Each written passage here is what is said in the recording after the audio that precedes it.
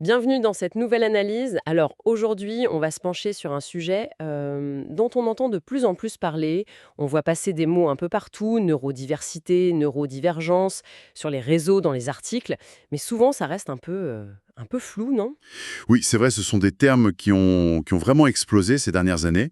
Ils sont sortis du cercle, on va dire, militant ou purement médical. Et du coup, comme souvent, quand un mot devient populaire, il est un peu simplifié, parfois même déformé. Exactement. Et c'est pour ça qu'aujourd'hui, on se plonge dans la source qu'on a sous les lieux. C'est un document très synthétique appelé texte collé qui veut justement remettre un peu d'ordre là-dedans. L'idée, c'est de décortiquer le concept. Qu'est-ce que ça veut vraiment dire, être neurodivergent? De qui on parle? Et surtout, pourquoi c'est plus qu'un simple mot à la mode? On sent bien qu'il y a un enjeu de changement de regard. Oui, de passer du médical à quelque chose de plus social. De plus humain, c'est ça. Bon, alors, allons-y. Pour commencer par la base, qu'est-ce que la source nous dit? C'est quoi être neurodivergent? Alors, la source va droit au but. Une personne neurodivergente, c'est quelqu'un dont le fonctionnement neurologique est différent de la norme majoritaire. D'accord. Et cette norme, elle a un nom aussi, la neurotypie. La neurotypie, d'accord. Mais le point fondamental, vraiment la pierre angulaire de toute la pensée, c'est que la source martèle que ce n'est pas une maladie. Ah oui, C'est une variation, une diversité naturelle du cerveau humain. C'est vraiment le socle de tout le reste. c'est intéressant parce que rien que le fait de nommer la norme neurotypique, ça la décentre un peu. Ce n'est plus l'option par défaut. Exactement. Du coup, si la neurodiversité décrit un individu, ça s'inscrit dans un concept plus large, celui de la neurodiversité. C'est bien ça? C'est tout à fait ça. La neurodiversité, c'est le grand cadre philosophique. Et le document le structure très bien en trois piliers, trois idées fortes. D'accord, alors c'est quoi le premier? Le premier, c'est le principe de pluralité légitime, c'est-à-dire qu'il y a plusieurs manières de penser, de ressentir, de percevoir le monde, et qu'elles sont tout aussi valables les unes que les autres. Il n'y a pas une version correcte et des versions buggées, quoi. Une sorte d'égalité de principe entre les cerveaux. C'est clair. Et le deuxième pilier? Le deuxième, il introduit de la nuance. Il dit que ces différences, ce ne sont ni des super-pouvoirs, ni des défauts. C'est une dualité. Ah, Ça peut être de vraies forces. La source cite la créativité, l'hyperfocus, mais ça peut aussi créer des vulnérabilités, des besoins spécifiques. on sort d'une vision un peu binaire, quoi. Voilà, ce n'est pas génial ou problématique. C'est souvent les deux en même temps, intrinsèquement liés. Ça me parle. Mais j'ai l'impression que c'est le troisième pilier qui est le plus révolutionnaire. Ah, il est absolument central. C'est un renversement complet de perspective. Il dit que les difficultés, le handicap que peut vivre une personne neurodivergente, ça ne vient pas d'un défaut de son cerveau, Mais d'où alors? de l'inadéquation entre son cerveau et un environnement qui a été pensé par et pour la majorité neurotypique. Attends, ça c'est un point énorme. Donc si je suis la logique, un open space très bruyant, avec plein de lumière, n'est pas juste un peu pénible pour une personne hypersensible. C'est ça. Dans ce modèle, c'est l'open space lui-même qui est un environnement handicapant. C'est exactement ça. Le problème, ce n'est plus l'individu qui doit faire un effort pour s'adapter, c'est l'environnement qui est de base excluant Donc on déplace la responsabilité. à toute la diversité des cerveaux et pas juste à la moyenne. Ça change radicalement la donne. Bon, on a la définition. Maintenant, pour que ce soit plus concret, de qui parle-t-on? La source donne des exemples de profils. Oui, elle en liste plusieurs, tout en précisant bien que les frontières sont floues, que ce ne sont pas des cases rigides. D'abord, il y a le trouble du spectre de l'autisme, le TSA, D'accord. et ce qui est intéressant, c'est ce que la source choisit de mettre en avant.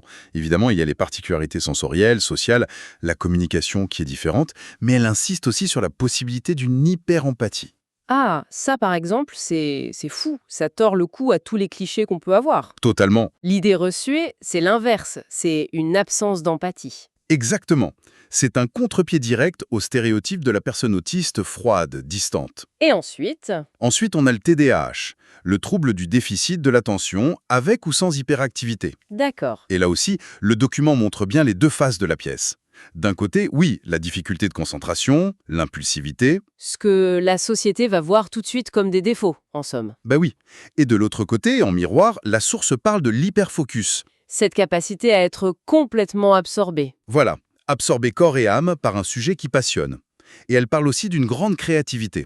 On retrouve toujours cette dualité force-vulnérabilité. C'est vrai que cette idée d'hyperfocus comme l'autre face du déficit d'attention, C'est contre-intuitif, mais ça a tellement de sens. On retrouve la même chose pour le haut potentiel, le HPI. Absolument. Le HPI est décrit dans la source comme un fonctionnement intellectuel atypique, avec cette fameuse pensée en arborescence qui part dans tous les sens. D'accord. C'est une force incroyable pour la créativité, pour résoudre des problèmes complexes. Mais le revers, c'est souvent une hypersensibilité et un très fort sentiment de décalage. Parce que le mode d'emploi n'est pas le même que les autres. Voilà, on ne fonctionne pas pareil, donc on se sent à part. Et enfin, le document parle des troubles 10. Donc dyslexie, dyspraxie. Oui, dyscalculie, etc. Ce sont des difficultés spécifiques dans les apprentissages. Mais le point crucial que la source rappelle, c'est que l'intelligence globale n'est absolument pas en cause, que la liste n'est pas du tout exhaustive. On y met souvent les TOC, les troubles bipolaires, l'anxiété. Et surtout que tout ça peut se cumuler. On peut être HPI et TDAH, autiste et dyslexique. La réalité, c'est complexe. Ce n'est pas une seule étiquette par personne. Certainement pas. Et c'est là que ça devient vraiment percutant. Le document a un titre de section qui sonne comme un slogan. Neurodivergent n'est pas incapable. C'est une affirmation très forte. C'est le cœur du sujet, je pense. Et le document le présente de façon très visuelle, avec des croix rouges et des coches vertes. D'accord. D'un côté, ce que la neurodivergence n'est pas, et c'est dit sans détour. Ce n'est pas être moins intelligent, Voilà, ce n'est pas être défectueux ou cassé. et ce n'est pas être incapable d'aimer, de travailler, de créer. Exactement. Ce sont des phrases qui attaquent de front les stéréotypes les plus destructeurs. Et de l'autre côté, il y a ce que c'est. Souvent, la formulation est plus prudente. Oui, c'est souvent penser autrement. C'est souvent ressentir les choses avec une intensité décuplée. C'est percevoir des détails, des sons, des émotions que la plupart des gens ne voient pas. Et la conclusion logique de tout ça, C'est donc avoir besoin d'un cadre différent. D'un environnement qui respecte ce rythme, ses sensibilités, ses limites.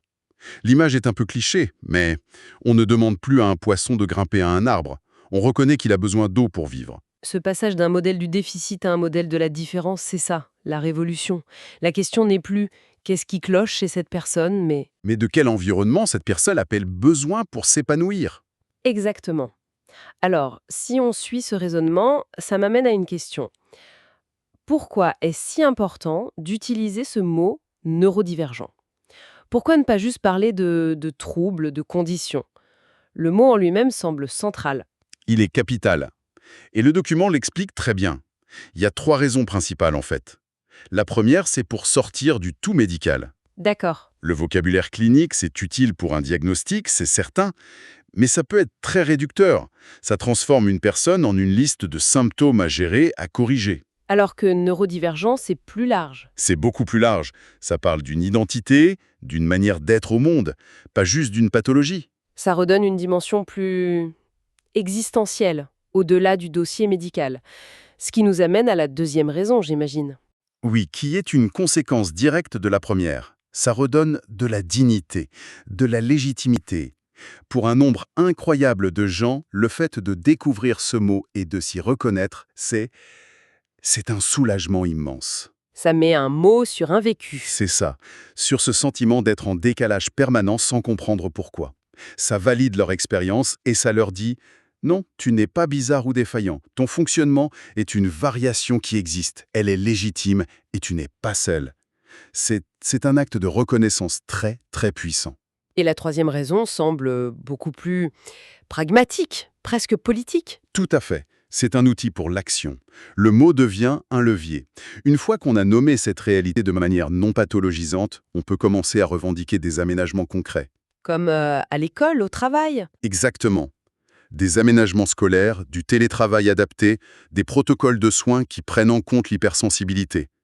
Sans le mot, sans le concept pour le porter, c'est très difficile de formuler une demande collective et de construire une société plus inclusive. C'est très clair, le mot crée la réalité et il permet ensuite de la transformer. Et le document termine sur un exemple très concret pour illustrer tout ça. Il y a une section en lien avec ton travail qui parle des cercles de parole. Ça peut paraître spécifique, mais on sent que c'est une illustration de quelque chose de plus grand. Absolument. Cette dernière partie, elle vient ancrer toute la théorie dans du vécu. Elle explique que des espaces comme les cercles de parole, qui sont basés sur une écoute bienveillante, eh bien ça peut offrir un environnement psychologiquement sûr. Un lieu sécurisant. Oui. Un lieu où, et l'expression est très parlante, les personnes peuvent enfin s'exprimer sans masque. Ce fameux masque social, le masking, c'est ça? Cet effort constant pour avoir l'air neurotypique? C'est exactement ça. C'est une stratégie de camouflage que beaucoup mettent en place, souvent dès l'enfance, pour ne pas être rejetés. C'est imiter les codes, forcer le contact visuel, réprimer ses réactions spontanées. Ça doit être épuisant. C'est absolument épuisant. Et un espace comme un cercle de parole, c'est un des rares endroits où ce masque peut tomber, où on peut juste être soi-même sans peur d'être jugé. Et la source ajoute que c'est aussi un lieu où leur sensibilité et leur lucidité sont enfin reconnues. Oui, parce que ce qui peut être vu comme de l'hypersensibilité ou de l'intellectualisation à outrance dans la vie de tous les jours, Dans un contexte normé. voilà. Dans ce cadre-là, ça devient de la finesse de perception, de la lucidité. Le jugement de valeur change complètement. Et ça donne, je cite la source, une parole plus lente, plus incarnée, plus vraie. Parce qu'on cherche plus à performer. On cherche à se connecter à ce qu'on ressent. Vraiment. Le lien final est très fort. On part du cerveau, de la neurologie, pour arriver à l'intime, à la réconciliation avec soi. C'est ça. La phrase de conclusion du document est une synthèse parfaite. La neurodivergence a profondément sa place dans une démarche de réconciliation avec soi, de paroles authentiques et de non-violence. Ça montre bien que ce n'est pas juste une étiquette sociologique, c'est un chemin, un outil pour mieux se comprendre et pour être plus en paix avec son propre fonctionnement. C'est une très belle conclusion. Si on devait résumer l'essentiel de cette analyse, je retiendrai 3 points. D'abord, l'idée de base. La neurodivergence est une variation naturelle du cerveau, pas une maladie. Le socle indispensable, oui. Deuxièmement, ça englobe une immense diversité de profils. TSA, TDAH, HPI, 10, qui ont en commun une manière différente de percevoir le monde ou de traiter l'information. Tout à fait. Et troisièmement, et c'est peut-être le plus important, adopter ce concept, c'est faire une bascule. On passe de l'idée d'un défaut chez l'individu à celle d'une différence qui nous donne une responsabilité collective.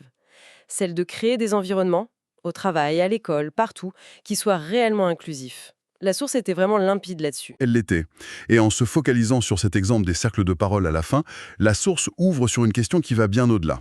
Si on accepte que ce besoin d'un cadre différent, d'un cadre sécurisant et légitime, comment est-ce qu'on peut commencer à repenser non seulement nos bureaux ou nos systèmes de santé, mais aussi nos interactions les plus quotidiennes, nos amitiés, nos relations amoureuses, pour qu'elles soient elles aussi vraiment plus accueillantes pour toute la diversité des cerveaux. La question n'est plus seulement institutionnelle, là. Elle devient personnelle.